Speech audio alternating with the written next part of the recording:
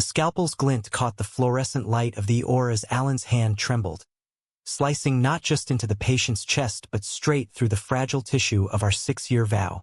"Ezekiel, I can't do this anymore," he whispered later that night in our cramped Brooklyn walk-up, his voice cracking like the thunder rolling in from the harbor, while rain hammered the fire escape outside like accusatory fists. And just like that, with a single click on his phone, a LinkedIn connection accepted to Johnny's profile. My world unraveled, the digital link severing the chain that bound us tighter than any ring ever could. I remember the exact moment the storm broke, not the one outside, but the one brewing in the sterile quiet of our kitchen at 2 a.m. We'd just come off one of those endless shifts where Alan saved lives while I paced the waiting room of my own unraveling existence, scribbling half-formed poems on napkins about love's quiet erosions. He slumped into the chair, scrub still flecked with the phantom stains of blood that no amount of scrubbing could erase, and fixed me with those hazel eyes that once promised forever but now flickered with something distant, like a pilot light guttering in the wind. "Ezekiel," he said, my name tasting foreign on his tongue, as if he'd rehearsed it in mirrors during stolen breaks at the hospital. "We need to talk." Those 4 words landed heavier than the defibrillator paddles he wielded daily, jolting my heart into a frantic rhythm I couldn't stabilize. I froze mid-pour, coffee spilling black across the Formica counter, staining it like the ink of a death warrant. Talk? We talked through med school marathons, my freelance writing gigs drying up like the Hudson in drought, the way his beeper shattered our weekends into jagged shards. But this talk felt final, the kind that surgeons use before they close the wound for good. He pulled out his phone, thumb hovering over the screen like a guillotine blade. "It's not you," he started. The oldest lie in the book, served cold with a side of exhaustion. But then he turned it toward me, the glow illuminating his face in a sickly blue. A notification, innocuous on the surface. "Johnny Rossi has accepted your connection request on LinkedIn." Johnny. The name slithered through my mind like a vein of poison. That charming Italian transplant who joined Alan's residency program 6 months back. All olive skin and easy laughs. The kind of guy who quoted Dante over dim sum and made our nurses blush with his baritone voice. I'd met him once at a hospital holiday mixer, his hand lingering a beat too long on Alan's shoulder, his eyes appraising me not as a partner but as an obstacle. "Why does that matter?" I demanded, my voice pitching higher than the subway screech outside our window. But deep down, the fracture lines were already spiderwebbing across the foundation we'd built. Late nights, Alan claimed, were codes and consults. The faint cologne that wasn't his citrus-fresh scent clinging to his collar. The way he'd started angling his phone away during our post-dinner scrolls through each other's days. The link wasn't just a professional nod. It was the missing suture, the overlooked bleed that turned a minor incision into a hemorrhage. Alan's shoulders sagged, the weight of his white coat metaphorically slipping from them. "Because it's everything, Zeke. Johnny. He sees me. The me that's not buried under charts and caffeine and this endless grind. With you, it's like we're both drowning in the what-ifs. What if I burn out? What if your book deal never comes? What if we're just 2 guys too stubborn to let go of a dream that's already flatlined?" His words carved deeper than any scalpel, exposing the raw underbelly of our life together. The brownstone we couldn't afford without my parents' reluctant wire transfers from Ohio, the pride parades we'd marched in hand until the crowds felt more like spotlights on our cracks, the quiet mornings when he'd traced the tattoos on my forearms, verses from Whitman I'd inked during my MFA days, and murmur how I was his anchor in the storm surge of New York. I wanted to rage, to hurl the mug at the wall and watch it spiderweb like my trust. But instead, I sank to the linoleum, knees buckling under the gravity of goodbye. 6 years, Alan. 6 years of me holding your hand through rotations that turned you into a ghost. Of me biting my tongue when your mom still calls me that phase in her passive-aggressive voicemails. And now, a fucking linke jingpingi. The rain outside crescendoed, drumming a requiem on the panes, mirroring the flood threatening to breach my eyes. He knelt then, close enough that I could smell the antiseptic still clinging to him, mixed with something earthier, muskier, Johnny's aftershave, no doubt, a betrayal etched in scent. "It's not about the link," he lied again, softer this time, his fingers brushing my cheek in that old, familiar way that once ignited stars behind my eyelids. It's about us realizing we're not saving each other anymore. We're just prolonging the pain. He stood, grabbing his keys from the hook by the door, the one shaped like a stethoscope I'd bought as a joke on our 3rd anniversary, and paused, silhouetted against the hallway's dim bulb. I love you, Zeke. Always will. But love isn't enough when it's killing us both. The door clicked shut behind him, a sound sharper than any bone saw, leaving me in the wreckage of our kitchen, the coffee pooling cold around my bare feet. I stared at the phone he'd left charging on the counter, its screen lighting up with another notification. A text from Johnny. Missed you in rounds today. Dinner after shift? No ellipsis, no pretense. Just the blunt instrument of truth, confirming what my gut had whispered for weeks. I didn't read the reply. I didn't need to. The link was severed, and with it, the illusion that our bond was unbreakable. That night, sleep evaded me like a fugitive, the apartment echoing with ghosts. The creak of our bed frame from lazy Sundays tangled in sheets, the sizzle of pancakes on our honeymoon in the Catskills, the way Alan's laughter used to bounce off these peeling walls like sunlight fracturing through crown molding. By dawn, the rain had tapered to a drizzle, and I found myself on the fire escape, nursing a cigarette I hadn't touched since my undergrad benders, watching the city awaken in shades of gray. Brooklyn stirred below, delivery trucks rumbling like distant thunder, joggers in neon pounding the pavement as if outrunning their own heartbreaks. New York, that relentless beast, didn't pause for personal apocalypses. It just kept pulsing, veins clogged with ambition and regret.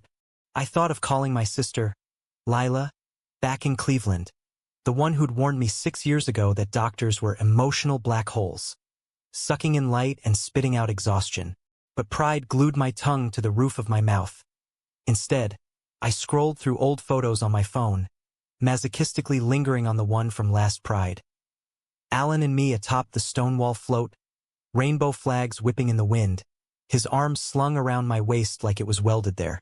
How had we gone from that to this? From partners in protest to partitions in pain? By noon, I was at the Beanery, our old haunt in Williamsburg, a hole-in-the-wall coffee shop where hipsters nursed lattes and laptops like lifelines. I ordered a black drip, Alan's order, not mine, and claimed our corner booth, the vinyl seats still molded to the shape of our bodies from countless plotting sessions over my novel drafts. The place hummed with the low buzz of conversation, baristas calling orders in that affected Brooklyn drawl. But it all blurred into white noise as I pulled out my notebook, pen hovering like a surgeon's tool over blank page. Words came in fits. Shattered links, silver chains uncoiling in the rain, a heart monitor flatlining to the rhythm of goodbye. It was catharsis or maybe just hemorrhage on paper, but it anchored me when everything else floated untethered. That's when my phone buzzed, not Alan, but a number I hadn't saved but recognized from group texts. Johnny. Hey Zeke, heard about you and Alan. Coffee? Need to talk. The audacity burned hotter than the steam rising from my mug. Talk? As if he hadn't been the scalpel all along. I deleted it without replying, but the seed was planted, a thorn twisting deeper. Johnny Rossi, 32, Sicilian roots transplanted to the Upper East Side via Columbia Med. The golden boy of Mount Sinai's cardio wing. We'd bonded awkwardly at first, me, the artsy outsider crashing holiday parties. Him, the smooth operator with a vintage Vespa parked curbside and stories of Nana's arancini that made mouths water. But there was always that undercurrent. The way his gaze lingered on Alan during toasts. The inside jokes that left me on the periphery like a bad draft character. Afternoon bled into evening, the sky bruising purple over the East River as I wandered aimlessly, feet carrying me toward the hospital like a moth to flame. Mount Sinai loomed, its glass facade reflecting the dying light in shards of gold and crimson, a monolith of mercy and misery. I didn't plan to go in. Security would have bounced me anyway. But I lingered in the plaza, watching the revolving doors spit out weary souls. Nurses in Crocs clacking like castanets, families huddled under umbrellas, a priest murmuring comforts to a woman clutching rosary beads. And there he was, emerging into the twilight. Alan, bags slung over one shoulder, hair tousled from a day under surgical caps. He looked smaller somehow, stripped of the white coat's armor, just a man in jeans and a hoodie, the same one I'd gifted him for his birthday last spring. Our eyes met across the concrete expanse, and for a heartbeat, time rewound. The gap closing, arms opening, the world righting itself. But then Johnny appeared at his side, clapping a hand on his back, their laughter carrying on the wind like shrapnel. I turned away before they could spot me, throat tightening against the sob clawing up from my chest. Betrayal wasn't a single link. It was a chain reaction, each revelation pulling tighter until the whole structure collapsed. Back home, I packed a duffel. Essentials only: notebook, laptop, the Whitman volume dog-eared from our readings aloud.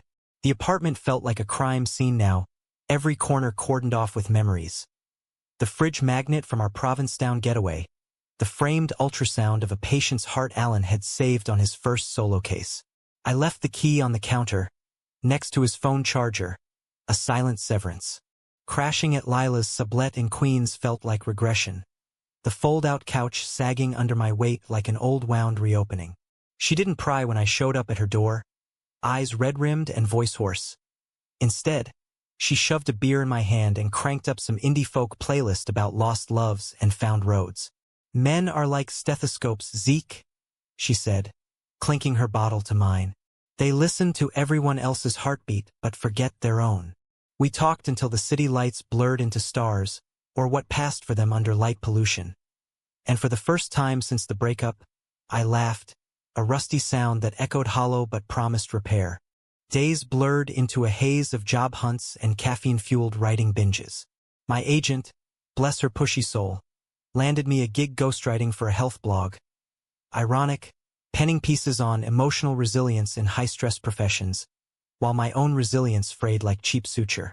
But it paid the bills, and in the quiet hours, I poured the pain into my novel, the one Alan had always called your ticket out of this grind. Chapters flowed. A protagonist adrift in the city's underbelly, chasing redemption through rain-swept streets, confronting the shadows of what-ifs. It was a week later, during one such storm, the kind that turns Manhattan into a watercolor smear, that the climax crashed over me like a rogue wave. I'd been at a reading in the village, reciting passages to a crowd of fellow strugglers, when my phone lit up mid-applause. "Alan, meet me. Emergency entrance." Now, no plea, no explanation, just coordinates to the epicenter of our undoing. The rain lashed sideways as I bolted from the subway, coat flapping like a broken wing, heart pounding in sync with the thunder. Mount Sinai's alleyway behind the ER was a no-man's land of dumpsters and flickering sodium lamps, the air thick with the tang of wet asphalt and distant bleach. He was there, huddled under an overhang, face gaunt in the shadows, the weight of unspoken sins bowing his frame. "Zeke," he breathed as I approached, water streaming down his temples like tears he wouldn't shed. "I fucked up. Royally." The words hung between us, fragile as the chain I'd found in his locker earlier that day. Wait. No, that was my imagination running wild, but the truth was worse. He confessed it all in a torrent. The late nights that weren't consults but confessions, Johnny's apartment with its exposed brick and Chianti bottles, the way guilt had gnawed at him until he couldn't operate without his hands shaking. "Why?" I roared over the downpour, fists clenched at my sides, the alley closing in like a vice. Sirens wailed in the distance, an ambulance screaming past, its lights painting us in staccato crimson. Accusers, illuminators. Was I not enough? Did 6 years mean nothing against his fucking Vespa charm? Alan's eyes, those hazel depths I drowned in, welled now. It wasn't about enough. It was about escape. Johnny's new, uncomplicated, no history, no baggage. But you're my history, Zeke. My home. He stepped closer, rain mingling with the salt on his cheeks. And for a mad second, I wanted to bridge the gap, to let forgiveness flood the chasm.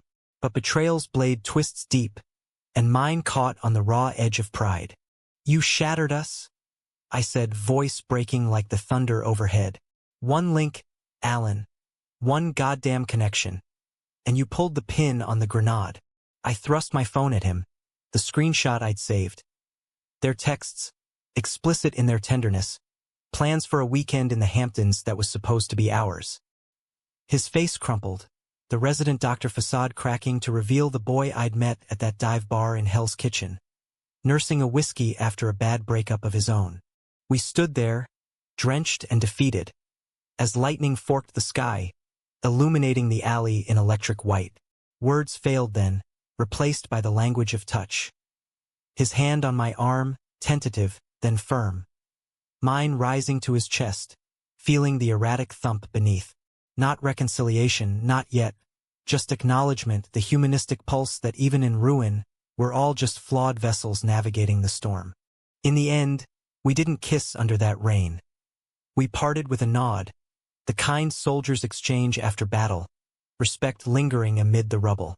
Alan walked back into the ER, disappearing into the glow of salvation he dispensed daily, while I emerged onto 2nd Avenue, the city swallowing me whole. The novel sold 3 months later, to an indie press in Portland of all places. Its pages laced with our story, anonymized but aching true. Johnny faded into footnote, a catalyst rather than conqueror, and Alan? We crossed paths at a mutual friend's wedding in Central Park, exchanging numbers like olive branches. The link reforged not in iron, but in the softer alloy of time and grace. New York taught me that love isn't a chain to be unbroken but a web, resilient in its sprawl, catching light even as it frays. And in the quiet of my new walk-up in Bushwick, with the skyline winking like an old accomplice, I learned to weave anew. Not for anyone, but for the man in the mirror, the one finally whole. But wholeness was a myth, or so it felt in the weeks that followed, when the adrenaline of confrontation ebbed into a bone-deep ache that no amount of Brooklyn bagels or village poetry slams could salve. I'd wake to the ghost of Alan's breathing beside me, the mattress dipping where his body used to curve against mine, and reach out to empty air, fingers closing on the chill of regret. My therapist, a no-nonsense dyke named Marla with a buzz cut and a penchant for herbal tea, called it grief's echo chamber. Prescribing walks along the promenade where the Manhattan skyline taunted me with its glittering indifference. One such walk led me, circuitously, to Johnny's doorstep, not by design, but by the city's capricious currents, that dropped me at a gallery opening in Soho where his name flickered on the invite list. Rossi Retrospective, Urban Hearts in Oil. I'd gone for the free wine, stayed for the masochism, weaving through canvases that bled crimson and cobalt, each stroke a pulse of urban solitude. And there he was, holding court near a piece titled Fisher. His laugh a low rumble that cut through the murmur of art snobs like a scalpel through silk. He spotted me before I could slip away, his dark eyes widening in that fraction of surprise before charm clamped down like a tourniquet. "Ezekiel," he said, extending a hand that felt too warm, too steady. "Didn't expect you here." Wine. No apology in his tone, just that effortless Italian lilt, as if betrayals were just footnotes in a larger narrative of conquests. We ended up on the fire escape overlooking Green Street, the night air crisp with October's bite, passers-by below a mosaic of umbrellas and hurried steps. He leaned against the railing, glass in hand, and launched into monologue. How he'd never meant to intrude, how Alan had been the one to initiate, how their fling was a momentary lapse, like a skipped heartbeat. I listened, the wine souring on my tongue, searching his face for the monster I'd conjured in my darker hours, but found only a man, flawed and fleeting, chasing connection in a city that devours the unattached. "Why tell me this now?" I asked finally, my voice steady despite the churn in my gut. The gallery's jazz drifted up, saxophone wailing like a lover scorned, underscoring the absurdity of our confessional perch. Johnny shrugged, swirling his Merlot. "Redemption, maybe, or closure. Alan's a wreck, botched a suture last week, first time in years. Keeps muttering your name in his sleep, like a prayer or a curse." He paused, eyes flicking to mine with something akin to sincerity. "I was the escape hatch, Zeke. But you're the foundation. He built his life on you, even if he forgot how to live in it." His words landed like rain on parched earth, not absolving but illuminating. The betrayal not a theft but a symptom, a flare-up of the pressures that plague every high-stakes heart in this town. We parted with a nod, no numbers exchanged, just the quiet understanding that some links are meant to rust away, making space for stronger alloys. Back in Bushwick, I burned the draft pages of my anger-fueled chapters, ashes scattering from my window like confetti at a funeral, and rewrote. Not vengeance, but vulnerability, the novel evolving into a tapestry of tenderness amid tumult. Thanksgiving loomed like a family obligation I dreaded, Lila insisting I join her and the folks in Ohio for decompression turkey. The flight over the Alleghenies was turbulent, mirroring my innards, but landing in Cleveland's flat expanse felt like surrender, to normalcy, to the Midwest's unpretentious embrace.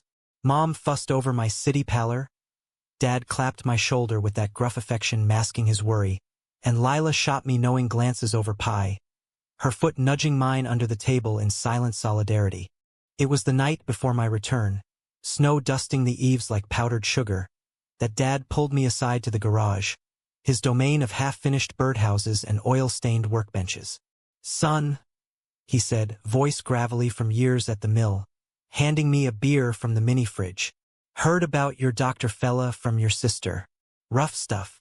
No judgment, just the weight of a father's limited lexicon for love's labyrinths."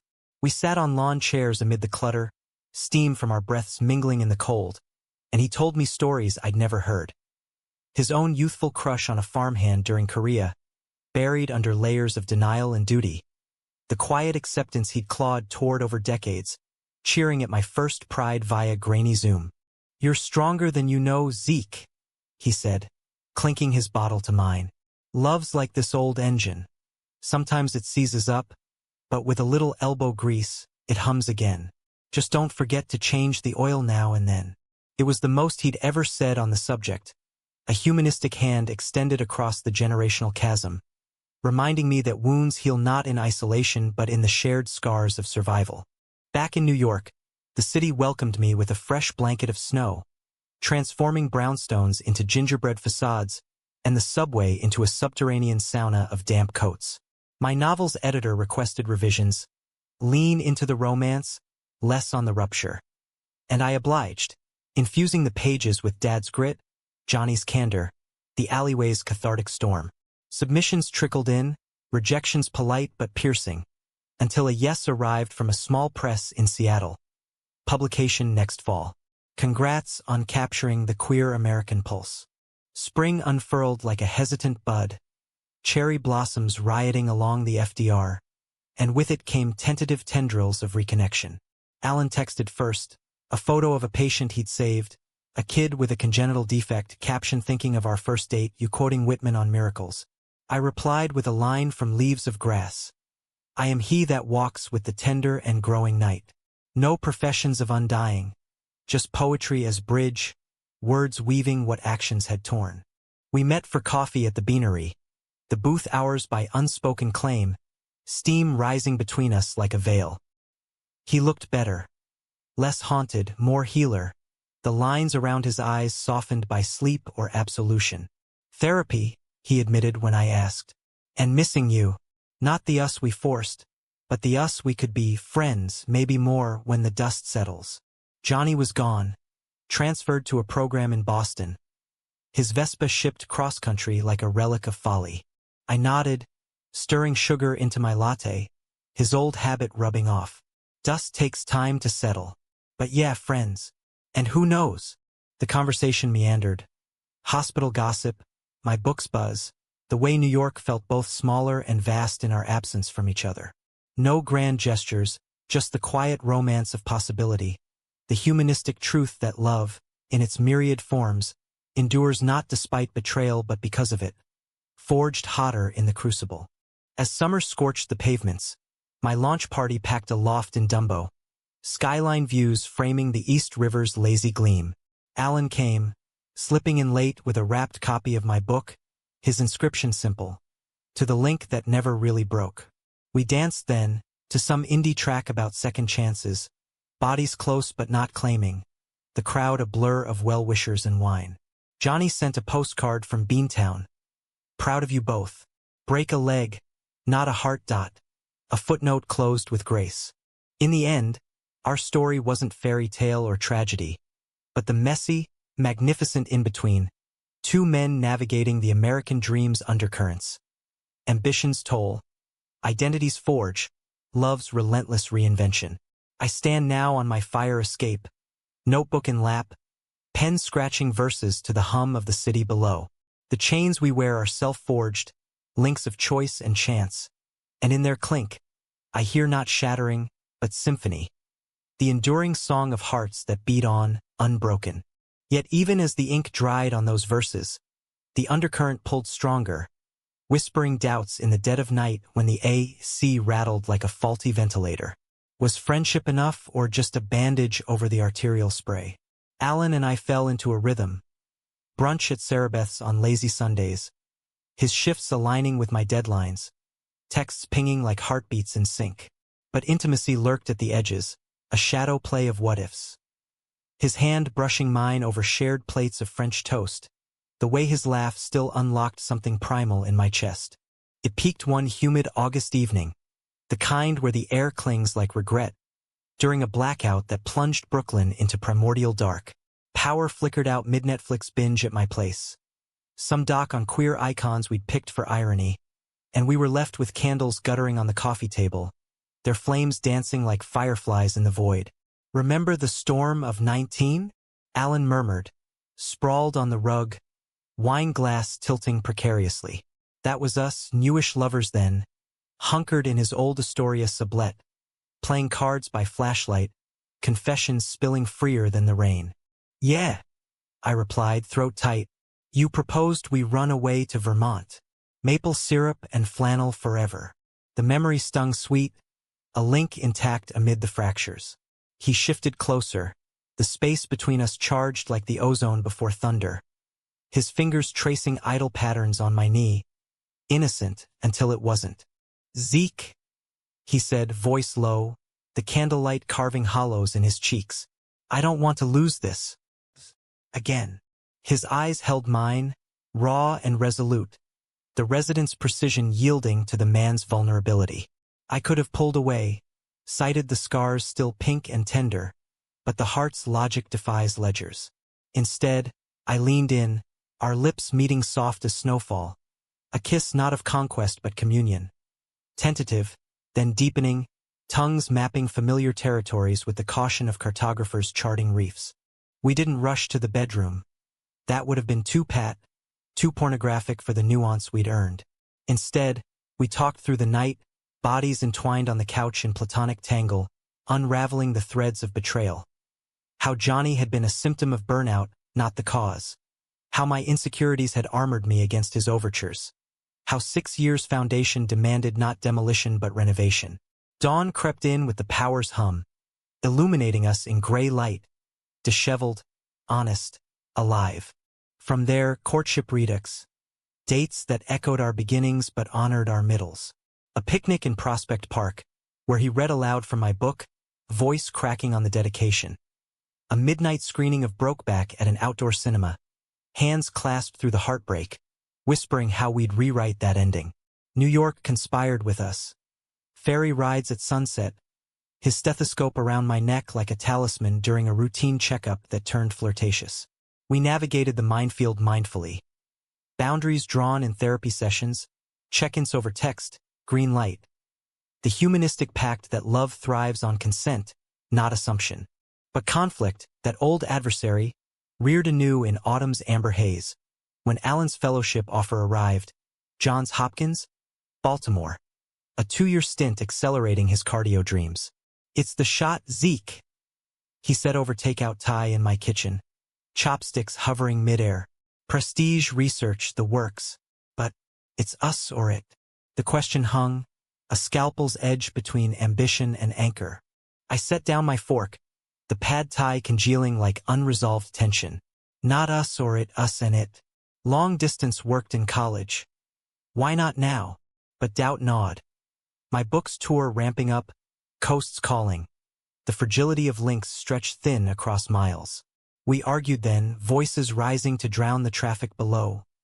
Me accusing him of flight, him me of clinging to ghosts. You're still running from the mess we made, I shouted, the words a boomerang slicing both ways. He stormed out, door slamming like a gavel, leaving me in the echo chamber of what-ifs.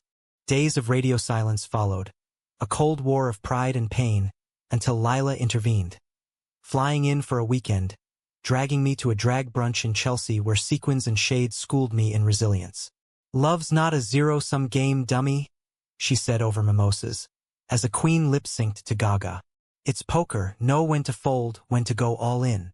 Her words, blunt as Midwestern winters, propelled me southward. A surprise visit to Baltimore. Train ticket bought on impulse, heart hammering like a runaway loco. I found him in a harborside cafe, hunched over journals, the inner harbor's sails bobbing like hesitant suitors. Zeke? He gasped, chair scraping as he stood, confusion melting to wonder. We walked the promenade then, autumn leaves crunching underfoot, the Chesapeake's breeze carrying salt and second chances. I was scared, he confessed, hand slipping into mine, of failing you again, of the distance widening cracks instead of mending them. I squeezed back, the link reforming not in steel but sinew. Then let's build bridges, not walls. Visits, calls, the works.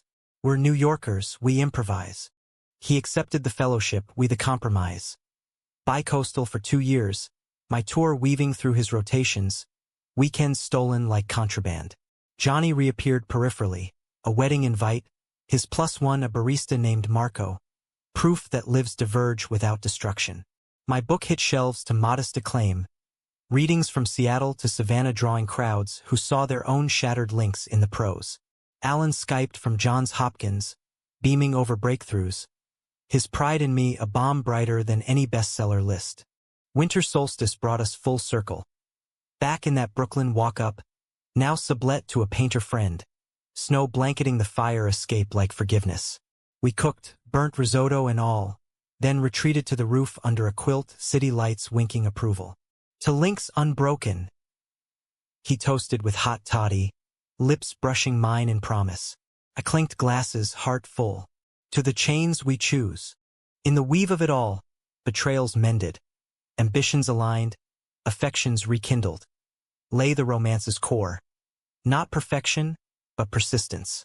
America's queer tapestry, threaded with drama's warp and emotions weft, where humanism trumps happily ever afters with the grit of getting there. We are, after all, but links in a grander chain, clinking onward through storms, toward sunrises unseen.